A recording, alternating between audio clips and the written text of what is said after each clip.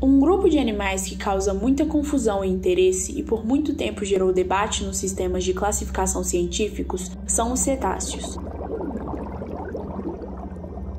Conhecidos por sua morfologia corporal por muitas vezes extrema e muito adaptada, além de comportamentos complexos e estruturas sociais em algumas espécies, os estudos a respeito do comportamento, evolução e anatomia desses animais revelam uma série de características extremamente valiosas para a zoologia. Para compreendermos a forma corporal e o comportamento derivado dos animais que hoje compõem o grupo, é importante considerar seu desenvolvimento evolutivo e as relações filogenéticas entre os animais.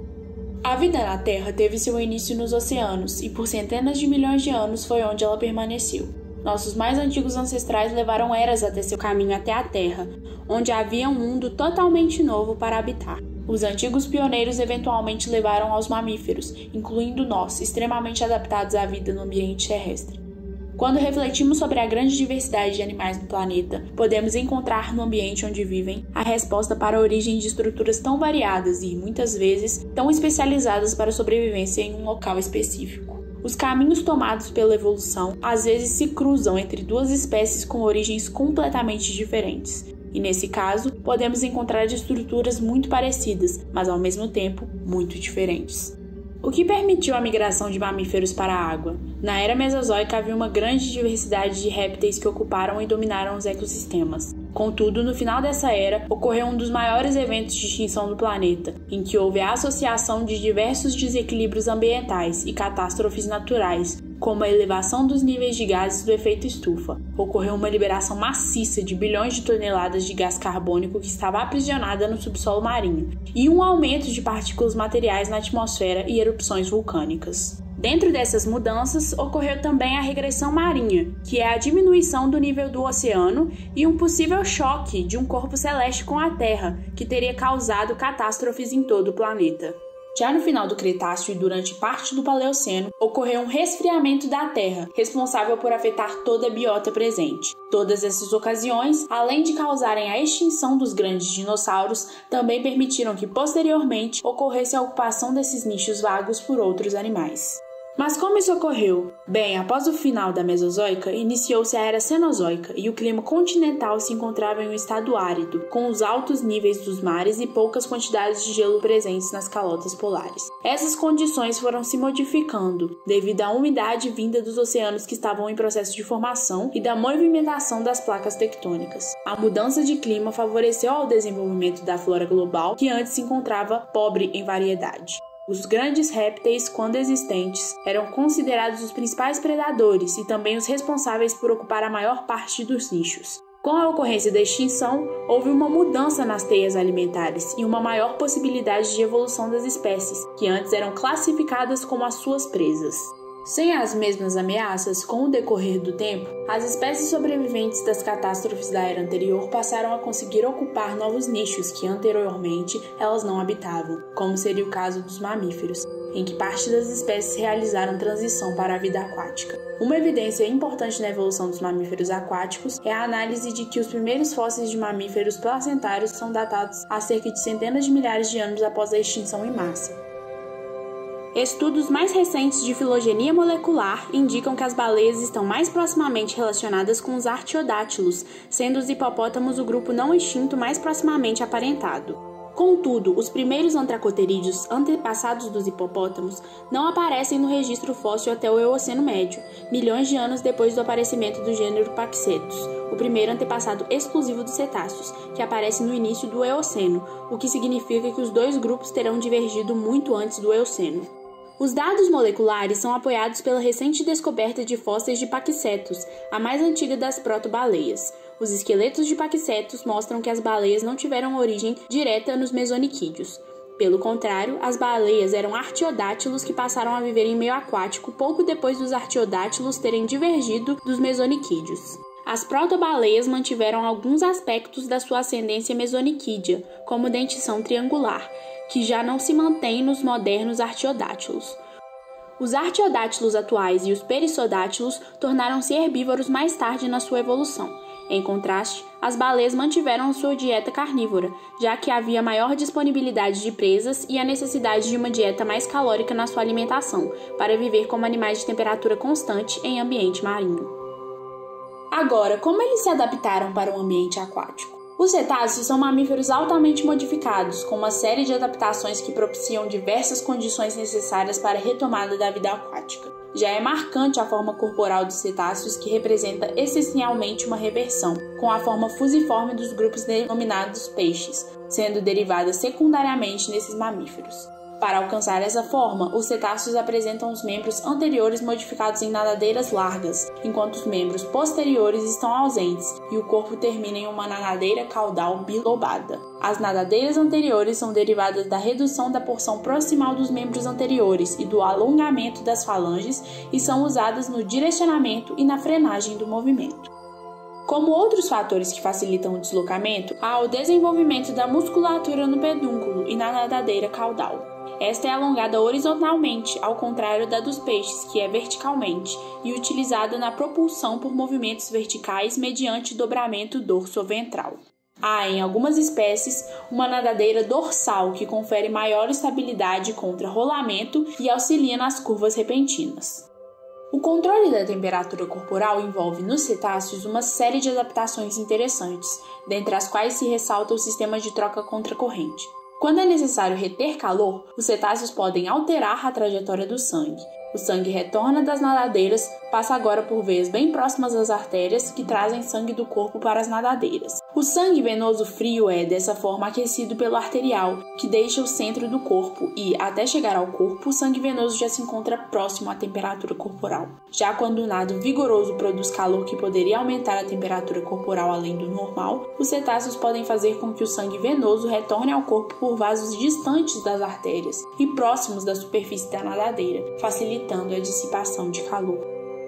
É interessante notar que as vértebras do pescoço estão fundidas na maior parte dos cetáceos, fornecendo estabilidade durante a natação às custas de flexibilidade. Outro fato curioso é que as mysticete, as baleias verdadeiras ou baleias de barbatanas, perderam os dentes em ambas as mandíbulas, tendo, no entanto, duas fileiras de barbatanas nas mandíbulas superiores, as quais usam para filtrar seu alimento.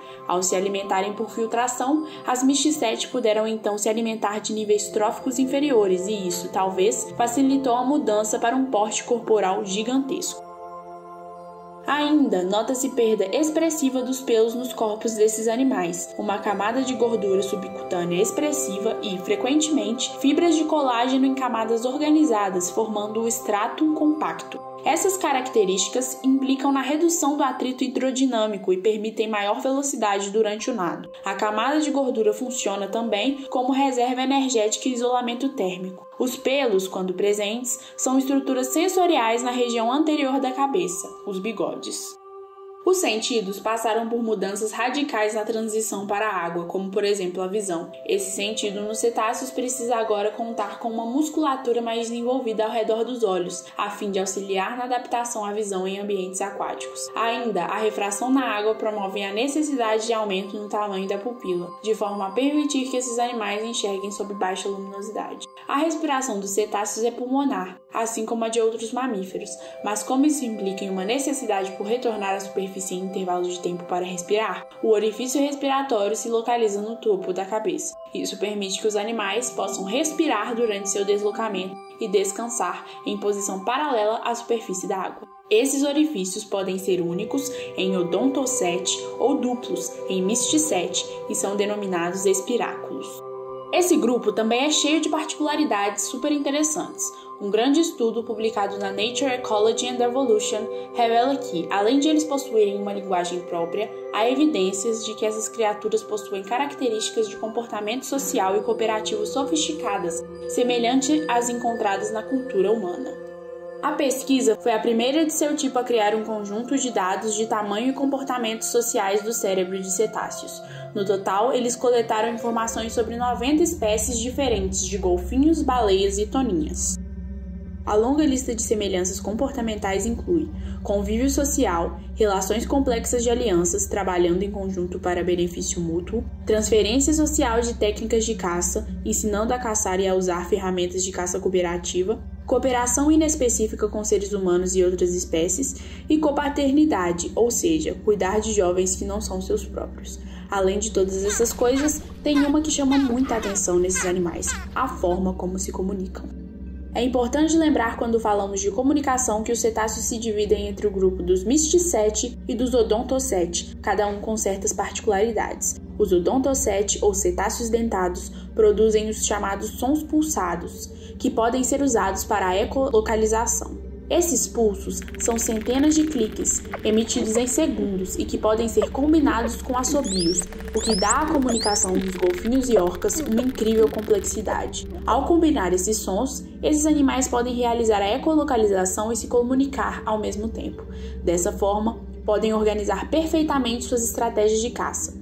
Esses animais também emitem apitos, que representam nomes de diferentes indivíduos dentro de um grupo. Tanto golfinhos quanto orcas e algumas baleias têm apresentado dialetos, dependendo da região onde habitam. Na medida em que esses dialetos são transmitidos aos seus filhos, podem ser ensinados entre os diferentes grupos. Já os Mysticeti emitem centenas de chamados diferentes, mas não realizam ecolocalização.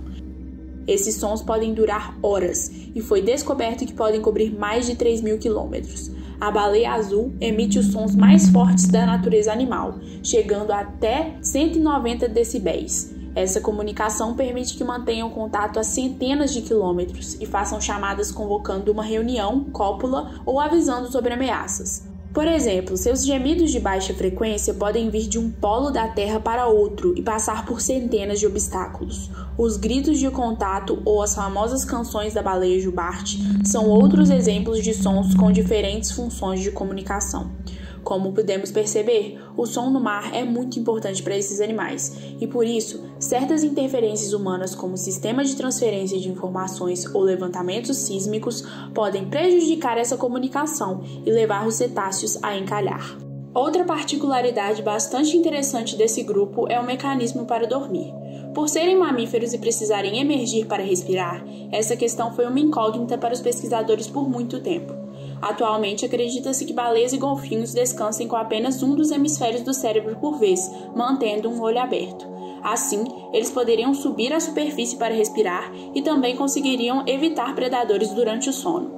Com tudo isso, podemos analisar como a pressão da seleção natural descreveu uma trajetória extremamente adaptada e bastante particular entre os mamíferos para os cetáceos. A capacidade de sobreviver no ambiente aquático através da modificação de estruturas originárias no ambiente terrestre deu origem a uma série de particularidades que são encontradas somente nesse grupo de animais. Esforços de conservação são cruciais para manter as populações restantes em números saudáveis, garantindo que a manutenção dessas espécies possa ser mantida, apesar dos impactos já acumulados em seu ecossistema. A caça predatória, pesca acidental, mudanças climáticas, poluição dos oceanos e diminuição das fontes de alimento são alguns dos fatores que levaram espécies de cetáceos à extinção e que atualmente ameaçam diversas outras. Apesar disso, estudos indicam a grande capacidade dos ambientes aquáticos de se recuperarem em poucas gerações, inclusive com o avanço considerável da população de grandes cetáceos como baleias, desde que a atividade humana seja moderadamente controlada. A importância da conservação vai além do interesse científico e manutenção da biodiversidade.